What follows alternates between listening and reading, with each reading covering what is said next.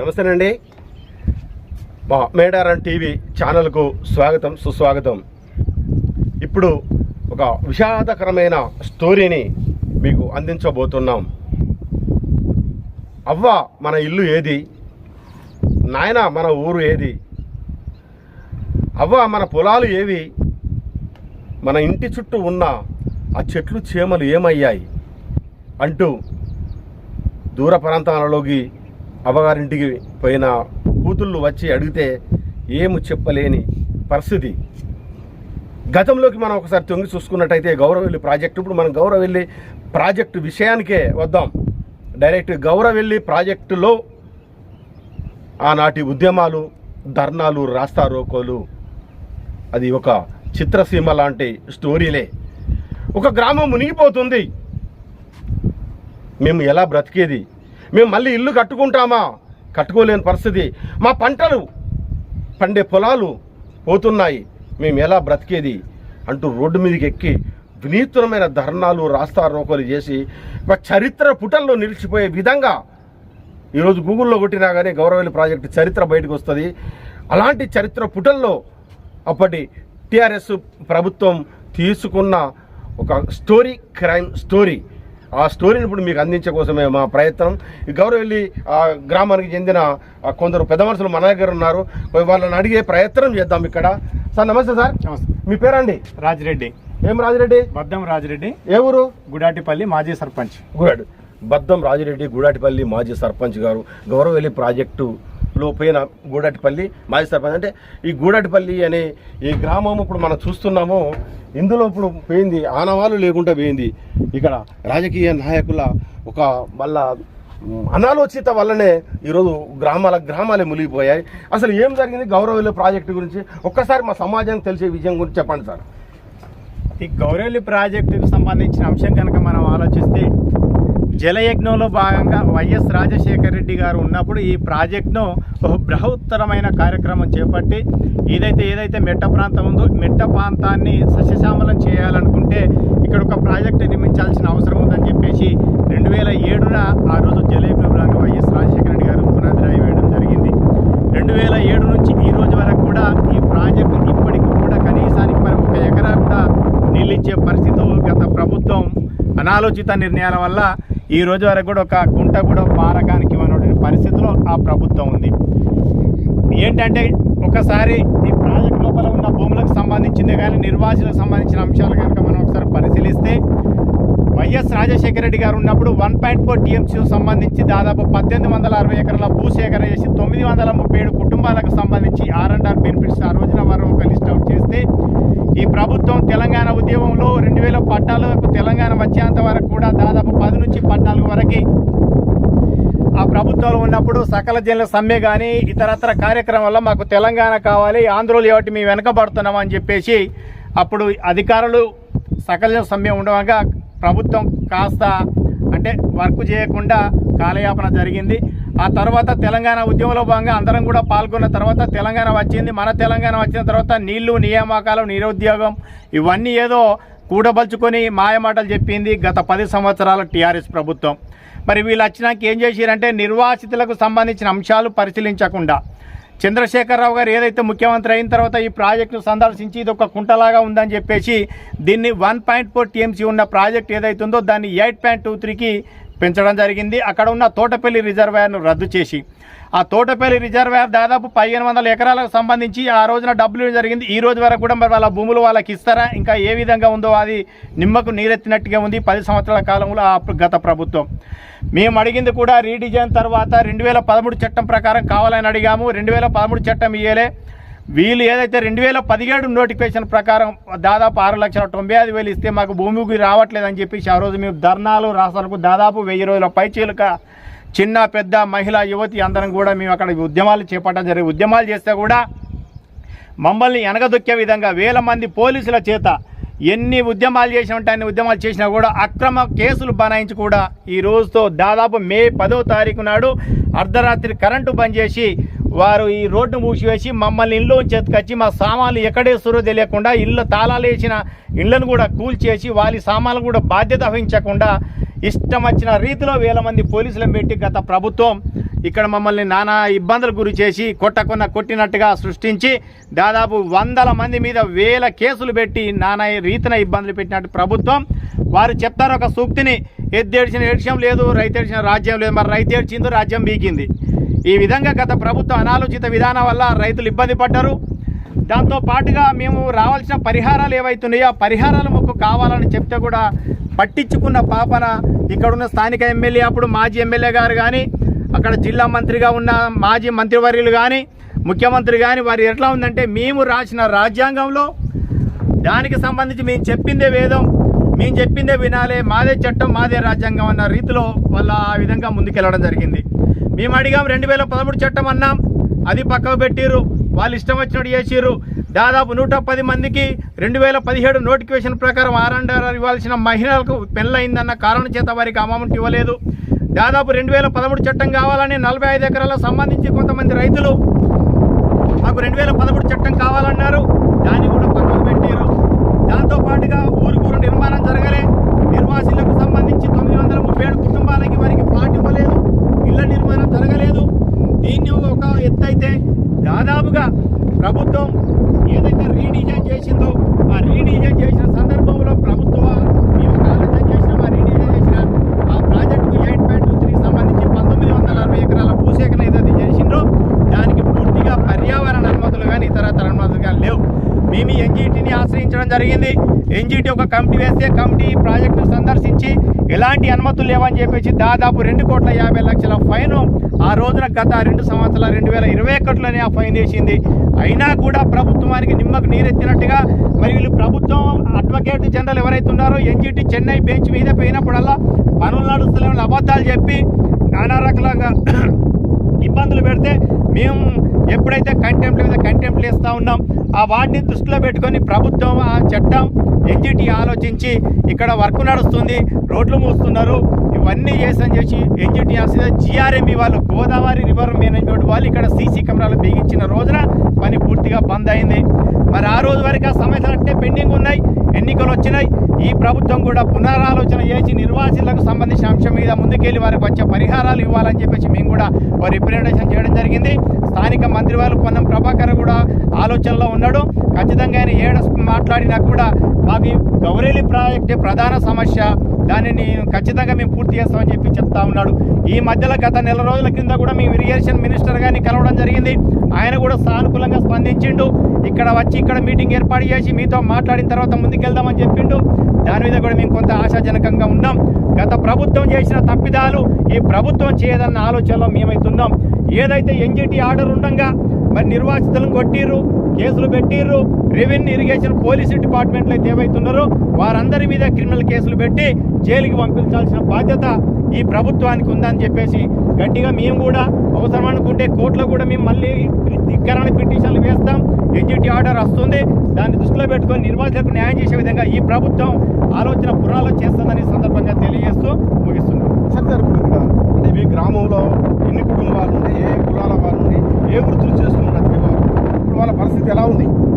గ్రామంలో అంటే కుల వృత్తులు కమ్మరి, వడ్ల, కుమ్మరి వీళ్ళందరూ కులాలు ఉండే. వాస్తవానికి పక్క ఉన్న గౌరవెల్లి గ్రామం కూడా గుడాటిపల్లె మీద ఆధారపడి జీవించేవాళ్ళు. గుడాటిపల్లె గ్రామానికి సంబంధించిన ఒక ఆలోచన చేస్తే పక్కన ఉన్న గౌరవ నుంచి గౌడ కులస్తులు కానీ, మాదిగ కానీ, మాల కానీ, కమ్మర, వడ్ల వీళ్ళందరూ కూడా ఈ గ్రామంలో ఉన్న వాళ్ళు ఏదైతే చేతి వృత్తుల వారు ఉన్నారో వాళ్ళ పనులు చేసుకొని బతుకుది. వాళ్ళ జీవన వృత్తి కూడా అగమ్య గోచరంగా తయారైంది. ఎందుకంటే ఇక్కడ ఉన్న విలేజ్ మాకు పట్టుకుమలా ఉండేది, అందరం కలిసి ఉండేది, కులాలకు మతాలకు అతీతంగా ఉన్నప్పుడు మాకు అన్యాయం జరిగిందని వాడు చాలా బాధాతృప్తులు దేంతో వారికి కూడా R&R ఇవ్వాల్సిన ఉండే, కానీ ఆ ప్రభుత్వం ఆలోచించలేదు. ఈ ప్రభుత్వం ఆలోచిస్తుందని అనుకుంటా ఉన్నాం. సార్ ఇప్పుడు అలాగే అంటే గతంలో ఎమ్మెల్యేగా ఉన్న వ్యక్తి మీకు ఎలాంటి సహాయ సహకారాలు అందించారు? ఆయన సహాయ సహకారాలు అందించడం అనుకుంటే పూర్తిగా మమ్మల్ని ముంచి అన్యాయం చేసి కొట్టించి కేసులు పెట్టించిన ఘనత గత తాజా మాజీ ఎమ్మెల్యే సతీష్ బాబుకే దక్కుతుంది తప్ప ఆయన మేలు చేసింది ఏం లేదు. మమ్మల్ని నిండా ముంచిండు. ఎక్కడ కూడా మాకు న్యాయం చేసి మరి న్యాయం చేసినోడైతే రైతుల మీద కేసులు పెట్టించొద్దు కదా, ఇష్టం వచ్చినట్టు కేసులు పెట్టి నాన్ బేబుల్ కేసులు పెట్టి సిద్దిపేట, హుస్నాబాద్ కోట్ల చుట్టూ తిప్పుతా ఉన్నాడు. ఆ విధంగా మాకు ఇబ్బంది జరిగింది. ఆయన ఎక్కడ కూడా మాకు న్యాయం చేయలేదు, అన్యాయం చేసిండు. అంటే అప్పుడు ఆ సమస్య జరుగుతున్నప్పుడు అంటే ఎంతమంది మీద కేసులు చేశారు, ఎన్ని రోజులు జైలు శిక్షలు అనుభవించారు, ఇప్పుడు వాళ్ళ పరిస్థితి ఎలా ఉంది, ఇప్పుడు వాళ్ళు కోర్టుకు అటెండ్ అవుతున్నారా, ఇప్పుడు వాళ్ళ గురించి మీరు రాష్ట్ర ప్రభుత్వాన్ని ఏం కోరుతున్నారు? ఏవైతే మేము ఉద్యమం కోసం మా సొంతం కోసం కాదు గ్రామం కోసం పోరాడినాం, గ్రామ నిర్వాసితుల కోసం పోరాటం చేసినాము. ఆ రోజున మేము కాంగ్రెస్ పార్టీ ఆధ్వర్యంలో కావచ్చు, బీజేపీ పార్టీ ఆధ్వర్యంలో కావచ్చు, మాకు వాళ్ళందరూ కూడా అన్ని పార్టీలు సహకరించిన ఒక్క టీఆర్ఎస్ తప్ప. మేము హుస్నాబాద్లో ధర్నాకు అంటే బంద్కు పిలిపించాం. ఎందుకంటే అంతకుముందు రోజు లాఠీ చార్జీ జరిగింది కనుక రేపు పొద్దున బంద్కు పిలుపునిస్తే ఆ రోజున వేల మంది పోలీసులు హుస్నాబాద్లోకి వచ్చి మమ్మల్ని నానా భయభ్రాంతులకు గురి చేసి ఆ రోజు ఇష్టం వచ్చినట్టు దాదాపు 17 మంది మీద నాన్ బేబుల్ కేసులు పెట్టడం జరిగింది. 40 రోజులు 4గురిని జైల్లో పెట్టడం జరిగింది. ఇంత ఘనకార్యం సాధించిన వాళ్ళకి ఇక మనం ఏమనాలో వాళ్ళు న్యాయం చేసింది ఎక్కడుందో చెప్పాల్సిన బాధ్యత మా పైన అయితే ఉంది. నేను మళ్ళీ మీ దగ్గరకు వస్తా ఒకసారి కూడా పెద్ద మనుషులు బాబు ఇటు రండి. అసలు ఏంటి అప్పుడు ఎంత కష్టాలు అంటే ప్రస్తుత పరిస్థితులు అప్పుడు మనం చూసుకున్నట్టయితే ఇక్కడ ఒక యుద్ధ వాతావరణం జరిగింది. అంటే మీకు న్యాయం జరిగిందా? మరి అప్పటి ప్రభుత్వం మీకు న్యాయం చేయలేదా? అప్పటి శాసనసభ్యులు పనితీరు ఎలా ఉంది? అప్పుడు ప్రభుత్వ పరంగా మాకు ఎలాంటి న్యాయం జరగలేదు. శాసనసభ్యులు కూడా పట్టించుకోలేదు మమ్మల్ని.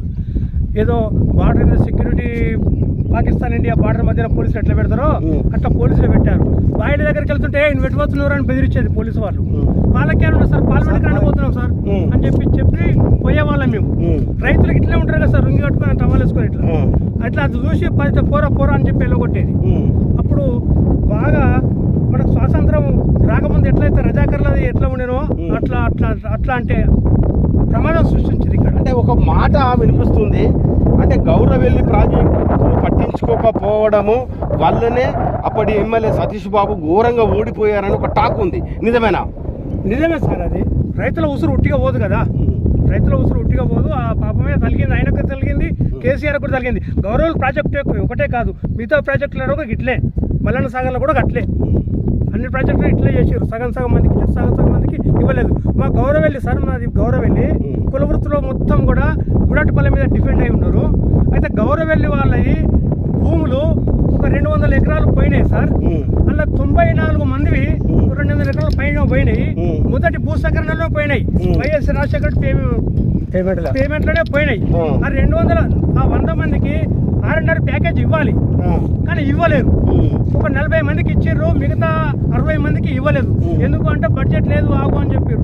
మేము 100 కుటుంబాలకు వచ్చి రోడ్డు మీద ధర్నా చేస్తే మమ్మల్ని ఇట్లే ఇబ్బందులు పెట్టి కేసు చేస్తాం అది చేస్తామని చెప్పి పని నడవని, పైసలు వస్తాయి మీకు 40 మందికి వచ్చాయి కదా, 60 మందికి వస్తాయి అని చెప్పి అట్లా అనడం జరిగింది.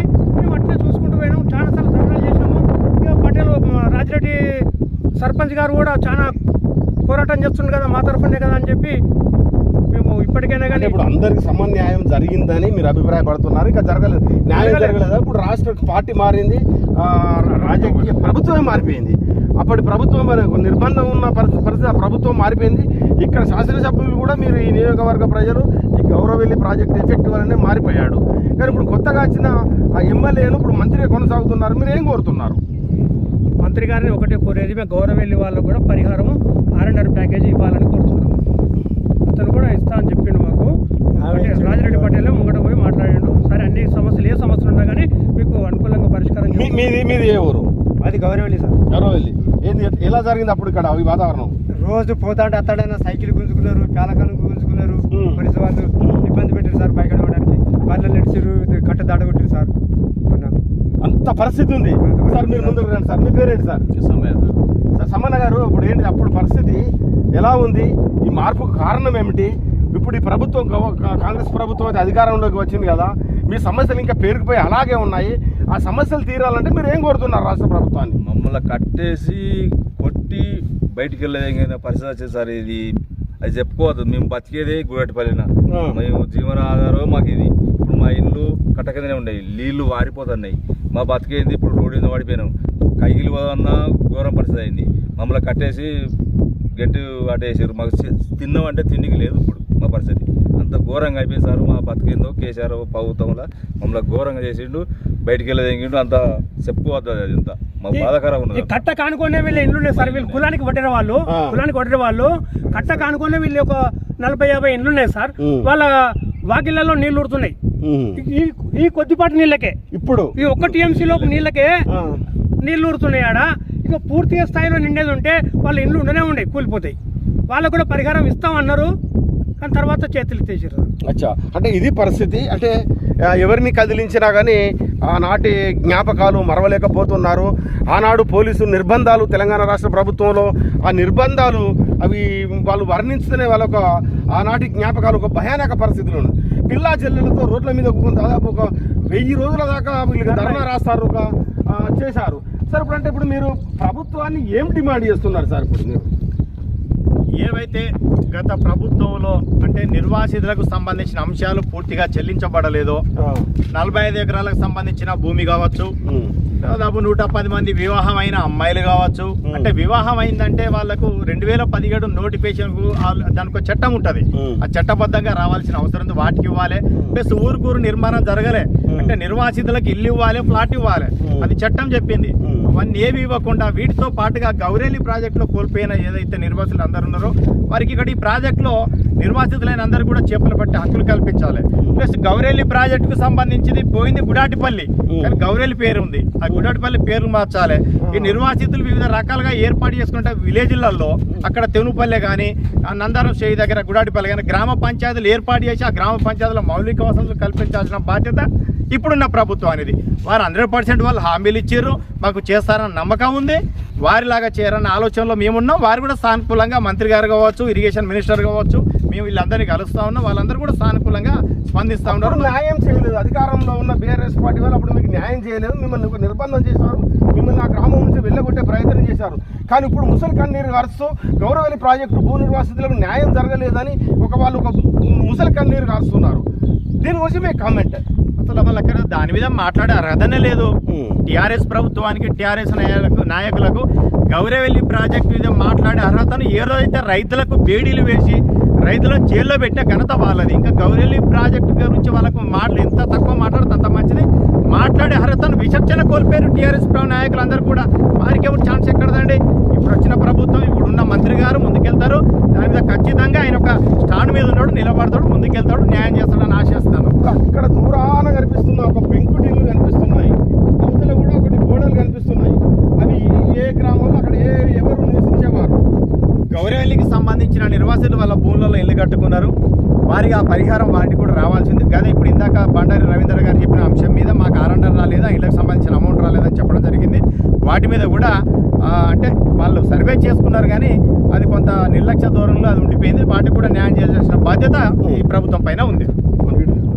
సార్ ఇప్పుడు చెప్పండి, ఇప్పుడు అంటే మీరు ఇక్కడ ధర్నా రాస్తారోకోలు చేశారు కదా,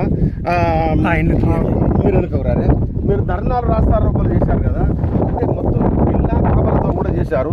అంటే అప్పుడు పోలీసు వాళ్ళు ఎలా ప్రవర్తించేవారు? వాళ్ళు పోలీసులు ఒక గృహ నిర్బంధంలాగా, అంటే ఎవరైతే ఉత్సాహంగా యాక్టివిటీస్ వాళ్ళ దగ్గర ఏ యువకుల దగ్గర ఎవరి దగ్గర అయితే ఉంటున్నాయో వారికి ఒక బందోబస్తు లేక ఒకరిద్దరిని కానిస్టేబుల్ను పోలీసులను ఇచ్చి బయటకు వెళ్లకుండా చేసి ఆ ప్రయత్నాలు చేసి వాళ్ళ రోడ్డు మూసుకున్నారు. ఈ రోడ్డు మూసినంత ఇళ్ళల కంగానే పండగ కదా అనే ఒక నానుడు ఉండే, కానీ అది ఇప్పుడు అదే జరిగింది. ఆ దెబ్బ వాళ్ళకు దాకింది, ఇంట్లో కూర్చుండే పెట్టిరు రైతులు. వాస్తవానికి చెప్పాలంటే గౌరవల్లి ప్రాజెక్టు ఒక నిదర్శనమే ఈ నియోజకవర్గం మీద దెబ్బ పడింది. దాన్ని దృష్టిలో పెట్టుకొని ప్రభుత్వం ముందుకెళ్తుందని ఆశిస్తున్నాం. సార్ ఇప్పుడు అంటే ప్రస్తుతం మీరు ఈ మధ్య కాలంలో సీఎంను కలవాలి, రేవంత్ రెడ్డి సీఎంను కలవాలని ఒక ఆలోచన ఉన్నట్టు మాకు విశ్వసనీయ సమాచారం, నిజమేనా? ఖచ్చితంగా. ఎందుకంటే ఇప్పుడు ప్రభుత్వం ఏర్పడిన తర్వాత ఆ ఎమ్మెల్యే ఎలక్షన్స్ కావచ్చు, ఇప్పుడు తర్వాత పార్లమెంట్ ఎలక్షన్స్ ఇవన్నీ కోడ్ అయిపోయినాయి. ఈ మధ్యలో బిజీ ఉన్నారు, కలుద్దామని ఆలోచనలో మా మంత్రి గారే మమ్మల్ని సీఎం దగ్గర తీసుకుపోతా అని చెప్పేసి కూడా చెప్పిండు. ఖచ్చితంగా ప్రాజెక్టు మీద 10 మందిని తీసుకుపోతాను గతంలో చెప్పిండు. ఆయన ద్వారానే మేము ముఖ్యమంత్రి దగ్గరికి పోతాం, అక్కడే మాట్లాడితే సానుకూలంగా దాదాపు వాళ్ళు ఇస్తారని అనుకుంటున్నాం. సార్ ఇప్పుడు జస్ట్ మళ్ళీ ముందుకు మనం వెళ్తే ఇంకా కొంచెం టైం తీసుకుంటే స్థానిక సంస్థల ఎన్నికలు వస్తాయి. స్థానిక సంస్థల ఎన్నికల్లో కూడా ఇప్పుడు బీఆర్ఎస్ పార్టీ వాళ్ళు కూడా గ్రామ స్థాయిలో ఆ పార్టీకి చెందిన వారిని గెలిపించుకునే ప్రయత్నం చేస్తారు. వారి మీద ఈ గౌరవల్లి ప్రాజెక్టు ఎఫెక్టు ఆ గతంలో ఉన్న శాసనసభ్యులు కానీ ఎఫెక్టు పడే అవకాశాలు ఉంటాయా? ఖచ్చితంగా ఉంటాయి. అసలు ఏ గ్రామానికి పోయినా గౌరెల్లి ప్రాజెక్టు ఉంటే వాళ్ళకి మాట్లాడే అర్హత లేదు. వాళ్ళు ఏ రాదో అర్హతను కోల్పోయారు. కాబట్టి గౌరవల్లి ప్రాజెక్టు పేరు చెప్పుకొని దీంట్లో అసలు ఎన్జిటి ఆర్డర్ ఉండగా కూడా వాళ్ళు నీళ్లు పోయించారు, కరెంటు తీసేసారు, ఇల్లు కూలగొట్టారు, నిర్వాసితులను ఎత్తుకోపోయారు, వాళ్ళ సామాన్ ఎక్కడో తెలియదు. అవన్నీ కూడా కోర్టు ధిక్కరణ కింద చేసారు. కాబట్టి నీళ్లు పోయించి ఓట్లు అడుగుదాం అనుకున్నారు. ఆ ఓట్ల ప్రజలే మీరు బుద్ధి చెప్పారు. ఇప్పుడు బిందె తెచ్చుకున్నాం, ఉంచుకోవడానికి చెంబు లేదు, కెనాల్ లేదు. అసలు కెనాల్కి ఇప్పుడు భూసేకరణ జరిగింది కాంగ్రెస్ గవర్నమెంట్ వచ్చిన తర్వాత. పొన్నం ప్రభాకర్ గారు వచ్చిన తర్వాత, మంత్రి అయిన తర్వాత కెనాల్స్ కుడి ఎడమ కాలువలకి 2000 ఎకరాల పైచీలకు భూసేకరణ మొన్నటికి అయిపోయింది. దాన్ని కూడా ఇప్పుడు సైల్ చేసి ఈ మధ్యలో అంటే నెల తర్వాత మాతో మాట్లాడిన తర్వాత పనులు స్టార్ట్ చేద్దామని అనుకుంటున్నారు. అంటే ఈ ప్రాజెక్టు వల్ల రైతులకు ఉపయోగం ఏ విధంగా ఉండబోతుంది? ఇప్పటికైతే ఈ ప్రాజెక్టు వల్ల ఈ గుడాటిపల్లి నిర్వాసితులకే నష్టం జరిగింది. అంటే పూర్తి పరిహారాలు ఇవ్వకుండా, సరే ఒక ఊరు పోతే 10 ఊళ్ళు బతుకుతానే ఆలోచన మేము చేసినాం, కానీ మాకే పూర్తి పరిహారం ఇవ్వలేదు.